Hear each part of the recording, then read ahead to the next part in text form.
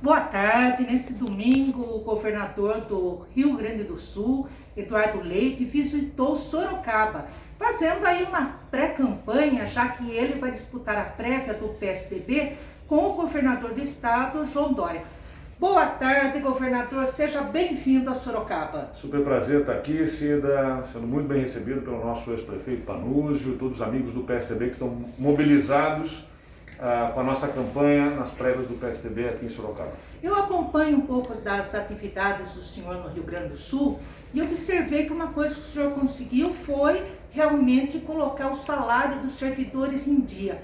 Como que o senhor conseguiu isso? Olha, o Rio Grande do Sul ficou por quase 5 anos sem conseguir pagar o salário do servidor na data certa, que é o último dia útil do mês, segundo a nossa legislação.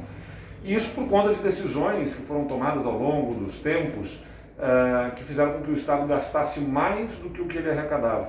A gente precisou fazer reformas muito profundas, privatizações, reorganizar a estrutura do governo. Eu costumo dizer que é um pouco parecido com o que o São Paulo precisou enfrentar aqui com o Mário Covas lá na década de 90, a gente precisou fazer no Rio Grande do Sul agora, e o resultado é que o Estado está com as contas em dia, não apenas salários, como todos os fornecedores, ainda estamos abrindo espaço para investimentos históricos.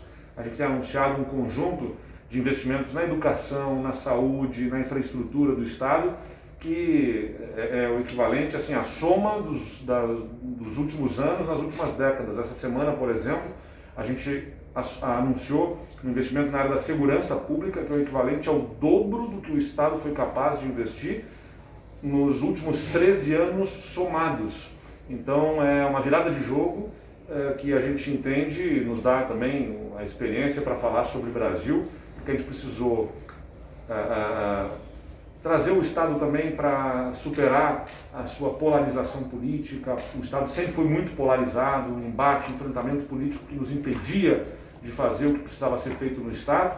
A gente fez tudo o que fez sem precisar passar por cima de ninguém, né? Sem desrespeitar ninguém, respeitando as posições divergentes, dialogando, construindo convergência e atacando os problemas sem precisar atacar as pessoas. Essa semana, o ex-prefeito de Sorocaba, ou melhor, sempre prefeito Panúncio, esteve na rádio e a gente colocou aí um discurso do senhor, que na verdade era um discurso do Covas.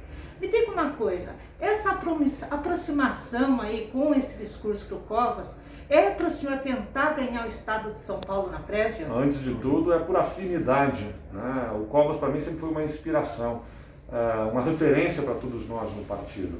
A coragem dele, né?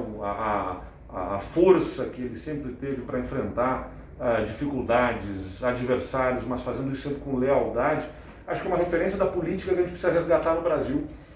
Não atacar, não agredir não tem a ver com não ter posição, não é ficar em cima do muro. A gente pode ter posição firme sim sobre os assuntos, sem precisar passar por cima das outras pessoas. O Covas acho que é um bom exemplo da política feita com força, com posição, com coragem, mas ao mesmo tempo com respeito aos adversários.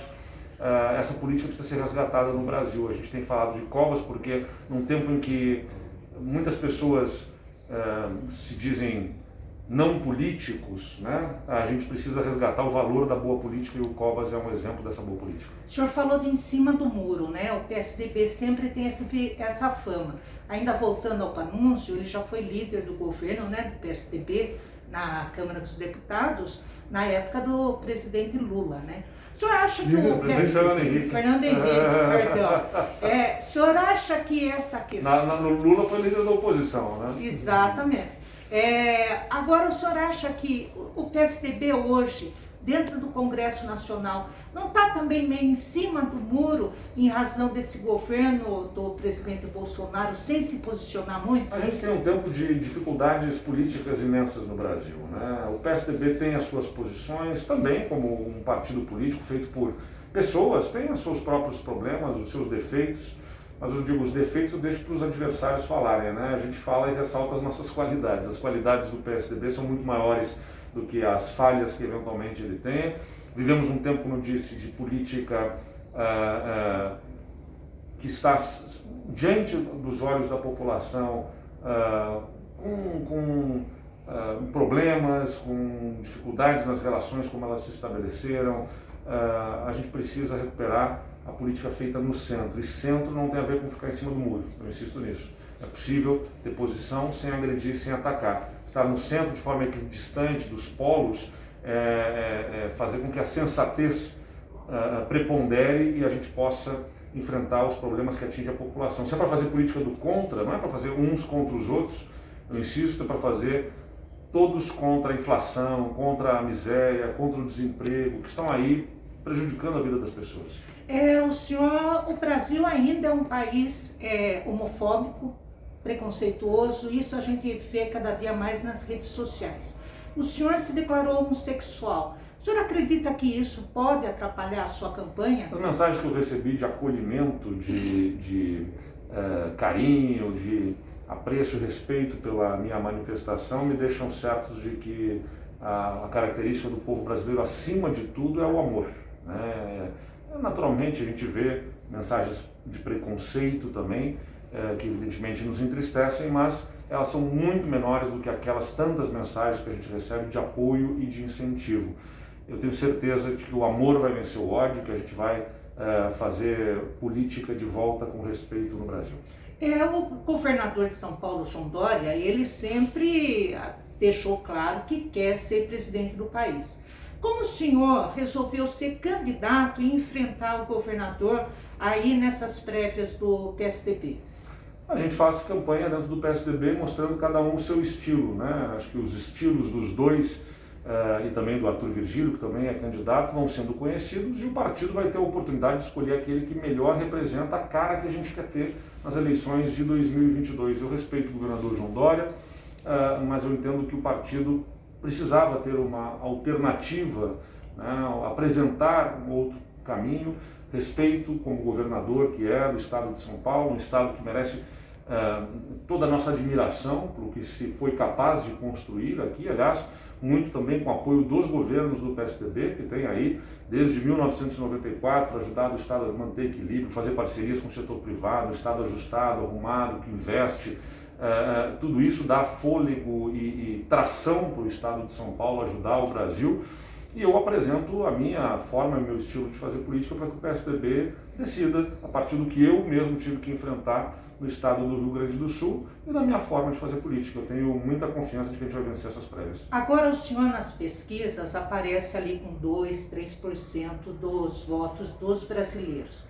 Caso o senhor vença essa prévia, como que o senhor pretende ser reconhecido no Brasil e se o senhor pretende deixar daí o governo do Rio Grande do Sul para fazer campanha? A última pesquisa do Datafolha nos dá 4%, os mesmos 4% do governador de São Paulo, do governador João Dória, com a diferença de que a nossa rejeição é menos da metade da rejeição que ele apresenta, né? Eu acho que a gente tem um espaço para crescimento a partir do momento que a gente for se tornando conhecido. As minhas pesquisas, quando eu fui candidato a prefeito, quando fui candidato a governador, não eram muito diferentes disso há 4 meses da eleição, lá antes de começar a campanha eleitoral. Então, no momento que a eleição se apresentar diante das pessoas para se tomar a decisão sobre qual caminho o país deve tomar, é que vai se começar os debates, as conversas dentro do ambiente familiar, dos amigos, dos colegas de trabalho. Eu tenho convicção de que a gente apresenta um caminho que une o que nós queremos, que é respeito à propriedade privada, enfrentamento da criminalidade, mas ao mesmo tempo sensibilidade social, preocupação em promover as pessoas que mais precisam do apoio do governo a serem incluídas economicamente, o combate aí ao desemprego, a inflação que está voltando a assustar e preocupar a população.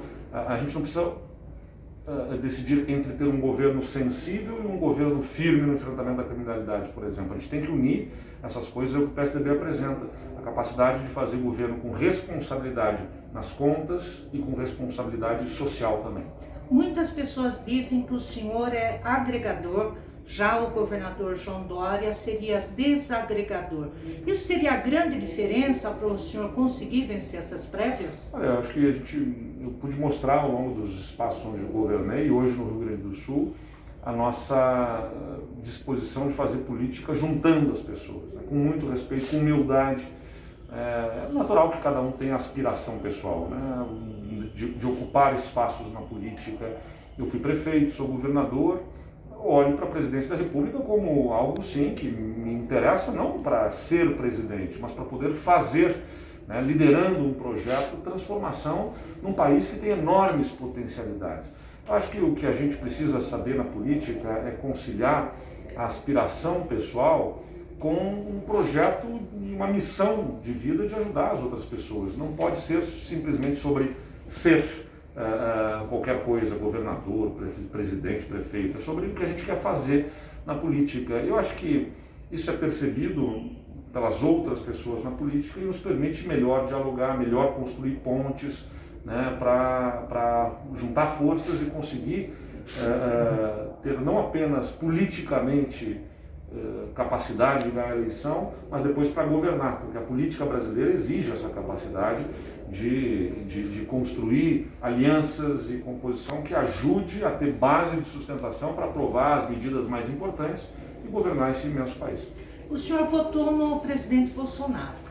Como que o senhor vê hoje o governo dele à frente, principalmente aí da questão econômica? O senhor mesmo falou da inflação, né?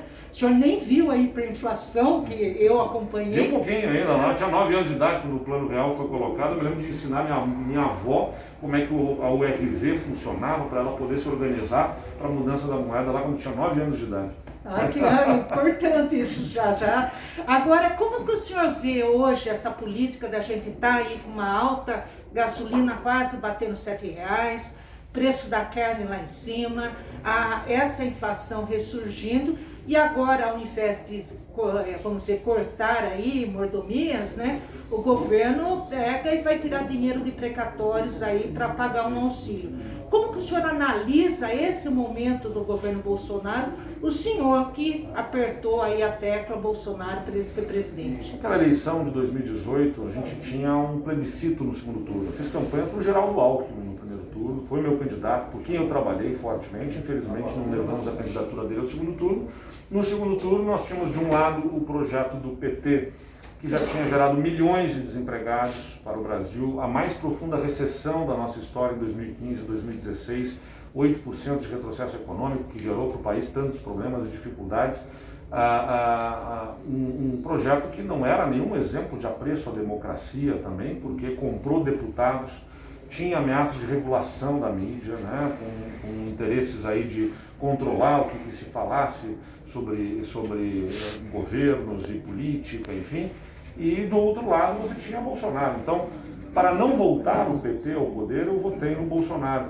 Como tantas milhões de pessoas votaram na expectativa, na esperança de que pudesse ser algo diferente. Cada vez a gente vê mais, do ponto de vista econômico, semelhanças com o PT, né? Essa expansão de gastos que compromete o equilíbrio das contas e que gera perda de credibilidade, aumento da inflação, consequente aumento dos juros, que deprime a nossa economia, vão cada vez mais se aproximando do que fez Dilma lá em 2014 e 2015, gerando em 2015 e 2016 aquela recessão profunda. Por isso que o país precisa do PSDB, para que a gente possa estabilizar o país, gerar ambiente para crescimento econômico, para gerar emprego e renda para a população. O senhor falou do governador Alckmin, né? Ele permanece no PSDB, mas tudo indica que ele vai para o PSDB e ele está apoiando o senhor nessas prévias. Como que fica daí um possível palanque no estado de São Paulo, já que o PSDB vai ter candidato próprio e deve ser